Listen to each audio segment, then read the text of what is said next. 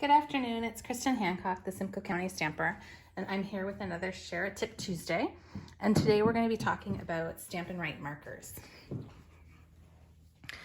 So much like our ink pads, Stampin Write markers are water-based. And just because we're talking about markers, I will mention that the Stampin' Blends are alcohol-based and they are a permanent marker. So the Stampin Write markers have two tips. They have a fine tip, which is good for writing the sentiment inside cards or journaling on a scrapbook page. And then they have a brush tip, which is good for adding ink to your stamps and also for filling in color on a stamped image. So what I'm going to show you is one way to use your Stampin' Write markers when you want to add multiple colors to a stamp. So I'm going to start with the lightest color,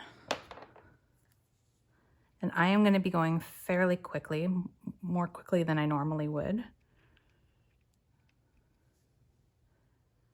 And the only reason for that is that I just like to keep the videos under 10 minutes. So when inking with your markers on a stamp, you'll want to use the lightest colors first, and that is just so that your markers don't pick up any dark stain. So if I were to use like early espresso and then come with this, it would make it all stained and dirty. So lightest colors first.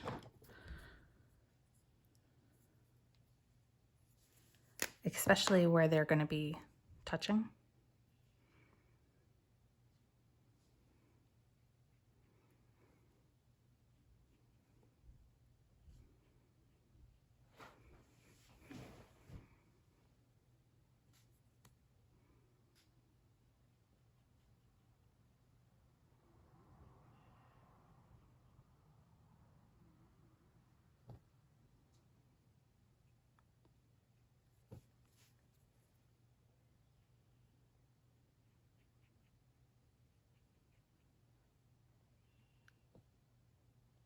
I think I just colored the bird's leg green.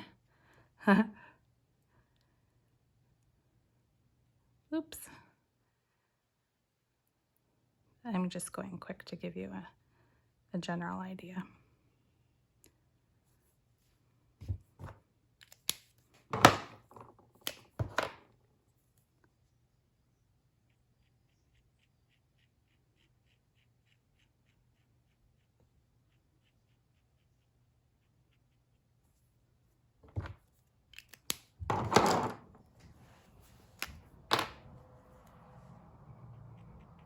So if I wasn't going quick, I would do the bird's legs and beaks a different color, but I'm just gonna do it all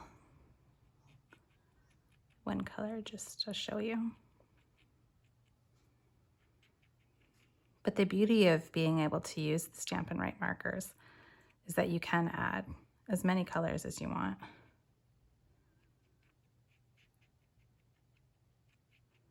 And it's a really simple way of doing it. And you can take your time. Now when you're finished, especially if you have taken your time, the ink that you started with, so for me it was the Fresh Freesia, would be dry. So in order to rehydrate that, you're just gonna exhale on right on the stamp. So some people call it huffing, so you're just gonna exhale, and that remoisturizes the ink. So, and then stamp down.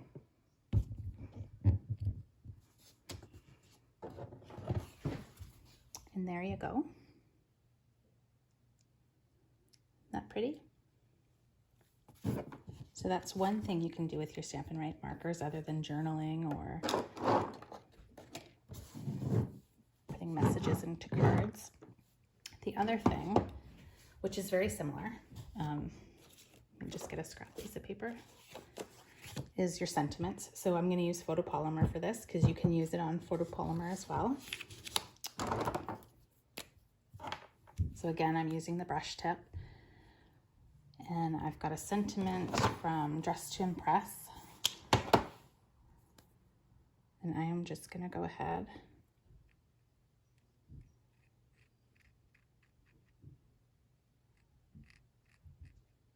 and I'm going to make just one word in a different color just to highlight that one word. Because that word has a different font, and I think it should stand out, having it in a different color definitely does that. So again, I'm going to just exhale on it and then stamp down. So there you go. Life is short, buy the shoes.